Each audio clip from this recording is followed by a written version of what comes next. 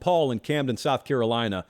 He said, I saw someone say they think more and more college football players don't love the game like they used to. Do you agree or disagree? I had to think about this for a little while. Here's what I think. I think it is still a very much case-by-case basis. So what I'm not ready to do is I'm not ready to say today's player does or doesn't fill in the blank. Because I think it paints with too broad a brush, and I'm around these kids constantly. Like I'm around them all year. And I know some of them, I think if you cut them open, they bleed college football. I think there are absolutely some others that play the game because they have God-given ability, because maybe their parents expected them to, because maybe that's their way out of a tough situation, but maybe they don't necessarily eat, sleep, and breathe it. Maybe they don't love it. That's always existed, though.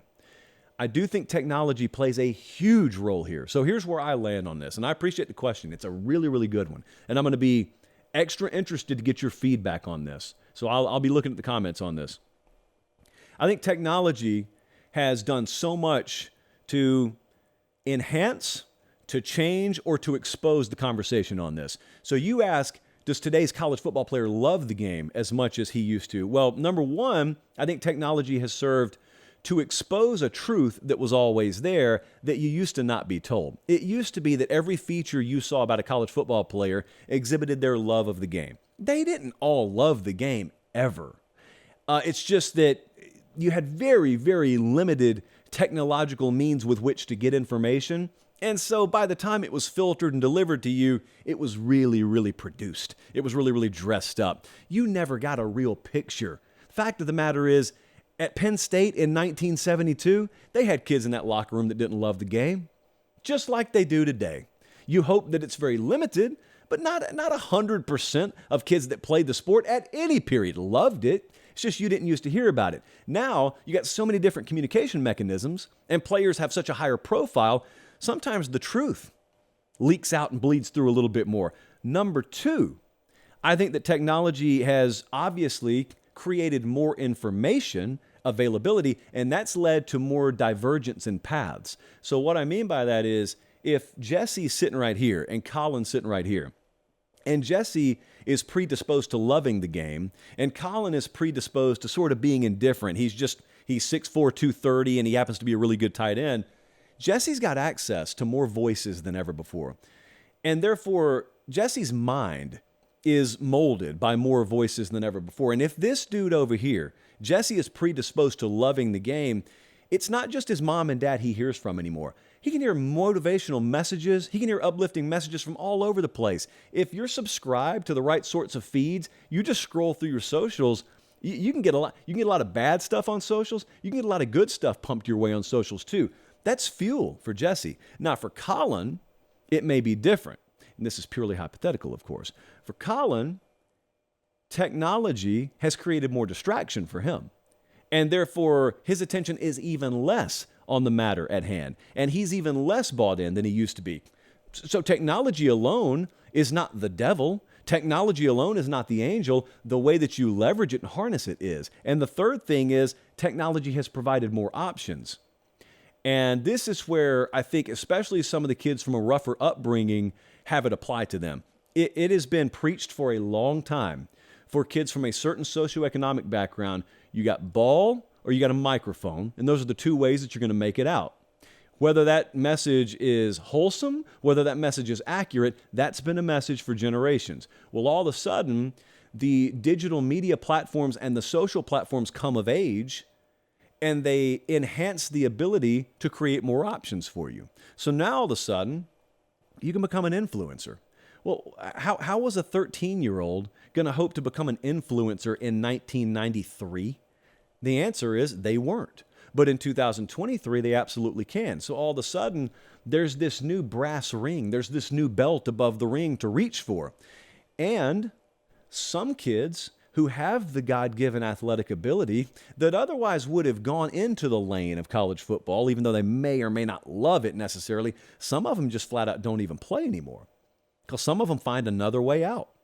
And so the love of the game is really interesting because one of the first things that stood out to me, one of the first big shocks to me in observing football, NFL or college, or covering college football, was the realization that not everyone loved it. When I was 10 years old, I thought everyone loved it. I thought, how could you ever survive playing that game if you don't love it? It's hard.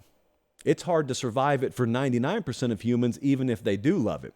But there is this certain cut of cloth, there is this certain caliber of athlete that is the 0.01% out there that is good enough to play this game, even if they don't love it, and play it at a high level, and potentially be all conference, potentially be Hall of Fame bound. They're that physically gifted. I just thought that didn't exist. I thought all the guys I saw loved it. I thought all the folks who covered the sport love it. That's not the case either, believe it or not. And so I think when you start to drill down into the particulars, is it a good or bad thing? Well, it's just a thing. Like as a college football fan, you may listen to me talking like this and you may say, well, if you don't love college football, that's a bad thing. Selfishly, I agree with you. But let's just run this back. So let's take Colin again. He's the 6'5", 230-pound tight end, doesn't love football, but he's good enough to play at Tennessee. And he's good enough to shine in Josh Heupel's offense. And he's a 1,500-yard receiving guy. And he goes on, he gets drafted second round, goes to Indianapolis, plays 8 years, makes life-changing money. He's out of the league by 30, and he's set. And his kids are set. And he never really loved it. But he also kept his head on straight, and he treated it like a job and stayed out of trouble and was a model citizen, and he's now, owning a regional bank or something like that by age 40. Was that a bad thing? Was it a bad thing that those options were available to him? I don't necessarily think so. Again, the reason I say case by case is because the technological infusion that provides more options will destroy some kids' lives. It just will. It'll also make some kids' lives. It just will. It will fuel some kids who may have only been at an 8 on the love of the game meter to go to 12 or 13 and just go off the charts because of being able to see and experience more things. And it'll take some kids that were going to be on the fence and distract them like you don't know what and take their mind off of what it should have been on, and it'll wreck an otherwise promising career. It's just case by case. I can tell you this, though.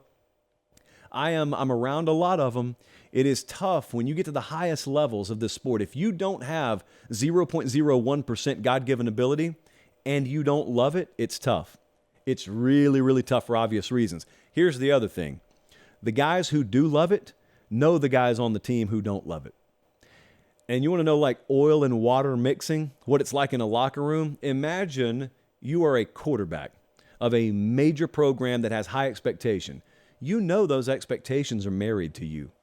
And you know for better or for worse how that team performs this fall, it's going to impact your legacy. Okay, no one looks back at 2021 or 2022 Georgia and thinks about Cedric Van Pran. Cedric Van Pran may be the best center in the country. No one calls it the Cedric Van Pran team. They call it the Stetson Bennett team. So imagine for a second being a quarterback on a team this upcoming year, knowing your legacy's on the line, your playoff hopes are on the line, maybe your NFL draft stock's on the line, and you're catching more balls off the jugs machine in summer workouts than half your receiving core. What can you do? You can't go and bang on their door and physically drag them to a voluntary workout. Now, you want to know a conundrum. You want to know one of the intangibles that goes into close wins and close losses. That's it. How many of your guys are really bought in? And for the guys who aren't bought in, how many of them can you get to at least fulfill their duty? It's why coaches get paid a lot of money. It's why this is always going to be an inexact science, because you do have some guys in your locker room that don't necessarily love it. They're good enough to be there, but they don't love it. And you got some others who are willing to go over the cliff, facing the fan 8 days a week, who look at the ones who don't love it and wonder, how in the world am I supposed to go to war with you on Saturday? This is happening in every program, every single season. And if it doesn't happen in your program, you're probably about to win a national championship because you found a way to get a leg up on pretty much every other team out there.